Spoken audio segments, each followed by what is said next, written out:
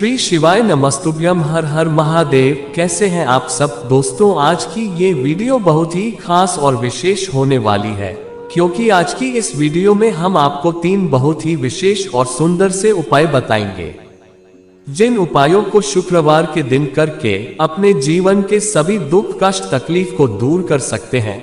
दोस्तों, शुक्रवार के दिन से माघ का माह शुरू हो जाएगा। माघ के महीने में भगवान विष्णु और मां लक्ष्मी की पूजा आराधना करने का बहुत ही विशेष बात होता है। इस माह में किए गए सभी कार्य पूर्ण और बहुत जल्द सिद्ध हो जाते हैं। अगर आपके जीवन में किसी भी प्रकार की कोई विषम परिस्थिति चल रही है, तो आप इन अचूक उपाय को करके अपने जीवन के सभी परेशानी को दूर कर सकते हैं। दोस्तों, इन उपायों को गुरुजी की कथा को सुनकर और समझकर ही हम आपको समझाने का पूरा प्रयास करते हैं। तो आप सभी से एक छोटी सी गुजारिश है, वीडियो को लाइक और शेयर अवश्य करें। अगर आप महादेव के सच्चे भक्त हैं तो चैनल को सब्सक्राइब अवश्य करें और वीडियो को लास्ट तक जरूर देखें, जिससे इन उपायों को अच्छे से समझ करके आप अपने जीवन के सभी कष्ट और दुख तकलीफ को दूर करके अपने जीवन को खुशहाल और सुखमय बना सकें। दोस्तों, ये 3 उपाय बहुत ही विशेष उपाय है।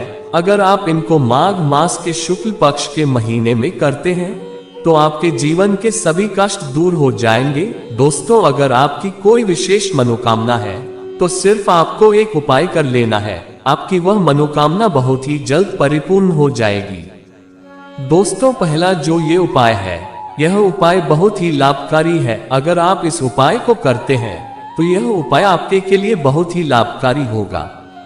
इस उपाय को करने से आपके मान सम्मान में वृद्धि होगी। इस उपाय को करने से आपके जीवन में आ रहे सभी बाधाएं दूर हो जाएगी। इस उपाय को करने से आपको हर रास्ते में और हर कार्य में सफलता मिलेगी।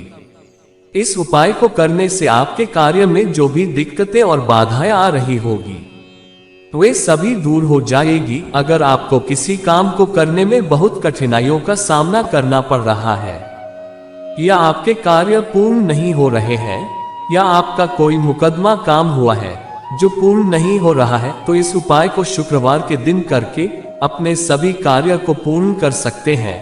दोस्तों, इस उपाय को आप शुक्रवार के दिन सुबह से लेकर रात तक किसी भी समय कर सकते हैं। इस उपाय को करने के लिए आपको एक तांबे का लोटा लेना है और आपको 11 अक्षत के दाने लेने हैं और आप एक चुटकी हल्दी लेना है। और फिर इन सामग्री को लेकर आप किसी केले वृक्ष के पास चले जाएं और फिर इन चावल के दानों में हल्दी लगाकर चावल को पीले रंग में रंग ले और फिर केले वृक्ष के जड़ पर पीले चावल को समर्पित कर दें और फिर उस लोटे से जल समर्पित करें और फिर 11 बार ओम नमो भगवते वासुदेवाय नमः मंत्र का स्मरण करें और आपकी जो भी समस्या है, जो भी कामना है, प्रार्थना करें। ऐसा करने से भगवान विष्णु और मां लक्ष्मी की विशेष कृपा प्राप्त होगी। साथ ही आपके शुक्र ग्रह मजबूत होंगे, आपके जीवन में आ रही सभी अड़चनें दूर हो जाएगी। दोस्तों, दूसरा जो उपाय है, ये उपाय अगर आपके ऊपर बहुत ज्यादा कर्ज हो गया है या आपके घर में पैसों की कमी रहती है, आपके घर में 4-5 लोग कमाने वाले हैं, फिर भी घर में पैसों की कमी बनी रहती है, यह आपका पैसा कोई भी व्यक्ति ले लिया है और वो व्यक्ति आपके पैसे वापस नहीं कर रहा है, या आपके ऊपर कर्ज हो गया है, आपका कर्ज उतारने का नाम ही नहीं ले रहा है, आपका कर्ज धीरे धीरे बढ़ता ही जा रहा है, तो इस उपाय को करने से आपको कर्ज से जल्द छुटकारा मिलेगा। साथ ही मां लक्ष्मी और भगवान विष्णु की विशेष कृपा प्राप्त होगी। इस उपाय को करने के लिए आपको एक गिलास में जल भर लेना है और फिर उस गिलास में एक चुटकी हल्दी डाल देना है और उस गिलास में एक छोटा सा गुड़ का टुकड़ा डाल देना है, या आप गाने का रस भी ले सकते हैं। और फिर आपको एक दीपक लेना है और फिर उस दीपक में आपको शुद्ध गाय का घी डाल देना है और आपको एक गोल बाती लगा देना है और फिर उस गिलास को लेकर आप घर में लगे तुलसी वृक्ष के पास चले जाएं और फिर तुलसी वृक्ष की जड़ पर जल समर्पित कर दें और फिर एक तुलसी दल को तोड़ लें और फिर उस दीपक को जलाकर अपने घर के मुख्य द्वार पर रख दें। ये दीपक आपको अपने घर के मुख्य द्वार के दाहिने ओर रखना है और फिर ओम नमो भगवते वासुदेवाय नमः मंत्र का स्मरण करते हुए वे महालक्ष्मी का मंत्र का स्मरण करते हुए इस दीपक में तुलसी की एक पट्टी डाल देना है। ऐसा करने से माँ लक्ष्मी बहुत जल्द प्रसन्न हो जाती है और आपका कर्ज धीरे धीरे उतरना शुरू हो जाएगा। दोस्तों, तीसरा जो ये उपाय है, ये उपाय भी बहुत ही लाभकारी है। अगर आपकी कोई विशेष मनोकामना है या आपके कार्य पूर्ण नहीं हो रहे हैं या आप किसी प्रकार की समस्याओं में फंसे हुए हैं और आप बहुत ज्यादा परेशान रहते हैं, आपके घर में सुख समृद्धि नहीं रहती है, घर में किसी न किसी प्रकार की बाधाएं आती रही रहती हैं, आपके घर में बहुत दरिद्रता बनी रहती है, तो इस उपाय को आपको प्रतिपदा तिथि के दिन प्रदोष काल में करना है। इस उपाय को करने के लिए आपको एक तांबे का लोटा लेना है। उस तांबे के लोटे में आपको 11 या 21 अक्षत के दाने डाल देना है और फिर इस लोटे को लेकर आप किसी पीपल वृक्ष के पास चले जाएं और फिर पीपल वृक्ष के पास जाकर इस जल को पीपल वृक्ष की जड़ पर जल समर्पित कर दें और फिर पीपल वृक्ष की 11 बार परिक्रमा कर लें। ऐसा करने से आपके घर में सुख समृद्धि का आगमन होगा, आपके जीवन में आ रही सभी समस्याएं दूर हो जाएगी।